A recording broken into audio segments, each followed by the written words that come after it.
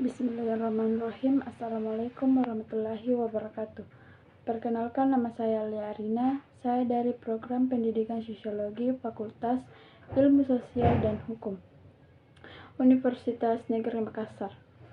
Nah, pada kesempatan kali ini saya akan menjelaskan tentang wajah pendidikan Indonesia pada era pandemi COVID-19 dengan menggunakan perspektif teori kritis.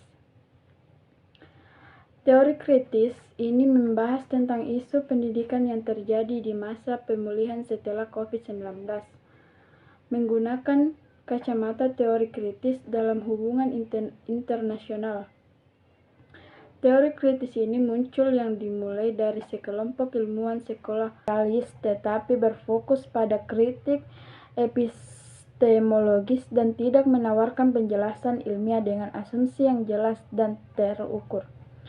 Bagi teori kritis, negara tetap menjadi aktor utama politik internasional. Selain itu, aktor non-negara juga berperan penting dalam mengupayakan perubahan, seperti aktor individu dan kelompok.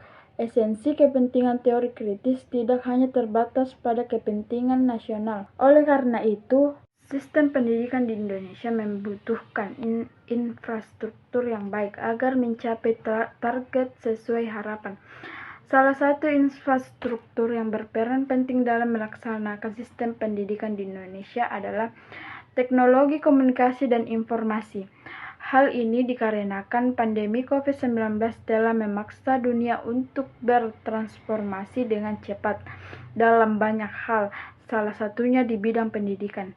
Sejak bulan Maret 2020, pembelajaran jarak jauh di Indonesia, ketidakmerataan akses terhadap instruktur menjadi persoalan yang harus diperhatikan dengan penuh oleh pemerintah.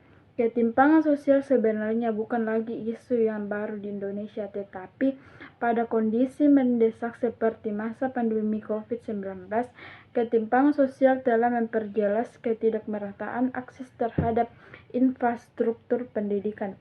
Isu sosial selalu menjadi persoalan yang kompleks, termasuk isu-isu dalam penerapan sistem pendidikan yang terjadi di Indonesia selama pasca pandemi COVID-19. Pada paper ini terjadi dalam penerapan sistem pendidikan di Indonesia. Pertama, akses terhadap infrastruktur pendidikan di Indonesia. Kedua, peran media digital dalam sistem pendidikan di Indonesia pasca pandemi COVID-19. Isu ini sangat banyak dibahas dalam berita dan artikel pada masa berlangsungnya pandemi. Di sini kita bisa simpulkan bahwa kemunculan COVID-19 sangat berdampak bagi Indonesia, khususnya di bidang pendidikan. Kurikulum pendidikan Indonesia masih belum terintegrasi dengan media daring. Oleh karena itu, sistem pendidikan Indonesia dinilai kaget menghadapi pandemi COVID-19. Meskipun kondisi mendesak seperti di masa pandemi COVID-19, ketimpangan sosial telah memperjelas ketimpangan akses infrastruktur pendidikan.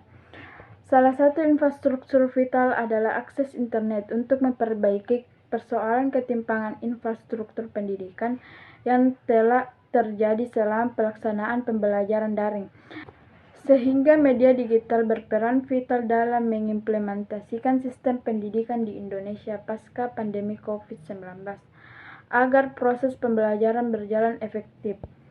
Meskipun masih banyak hal yang perlu dibenahi terkait masalah ketimpangan akses pendidikan, infrastruktur di Indonesia pada akhirnya memiliki banyak tantangan. Masyarakat Indonesia saling membantu atau gotong royong agar pendidikan tetap berjalan. Terlepas dari banyak tantangan dan kekurangan, Indonesia masih berusaha untuk membuat sistem pendidikan yang lebih baik.